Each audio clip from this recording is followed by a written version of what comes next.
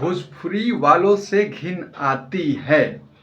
अभिनव कुमार ने ये बात बोला है। आज इसी बात पे चर्चा करने वाले हैं। कोई साथ में है नहीं, मैं खुद चर्चा कर लूँगा।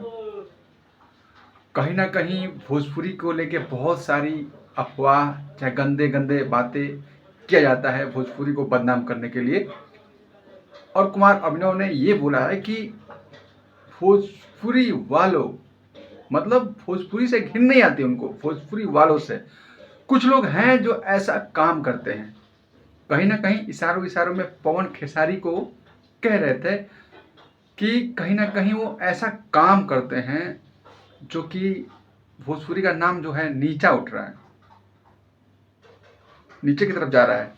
तो इसीलिए अभिनव कुमार ने बोला है कि भोजपुरी वालों से मुझे घिन आती है। लेकिन कुछ यूट्यूबर हैं जो बिना सोचे समझे वीडियो बना रहे हैं और अभिनव कुमार को गलत बता रहे हैं। देखिए, अगर कोई भोजपुरी का सुपरस्टार है, गंदे गंदे गाना गाएगा, किसी लड़की को स्टेज पे वो गलत हरकत करेगा, उसको भाई वो तो कहेंगे ना। कोई भी यूट्यूबर हो चाहे पत्रकार हो, ये चीज़ तो बोलेंगे। लड़ाई झगड़े विवाद भोजपुरी में जो सिंगर हैं, भोजपुरी के सुपरस्टार जो भोजपुरी को मतलब आगे बढ़ाते हैं, वो भोजपुरी को मतलब नीचा कर रहे हैं। ऐसे ऐसे चीज़ करते हैं, लड़ाई झगड़े आपस में करते हैं।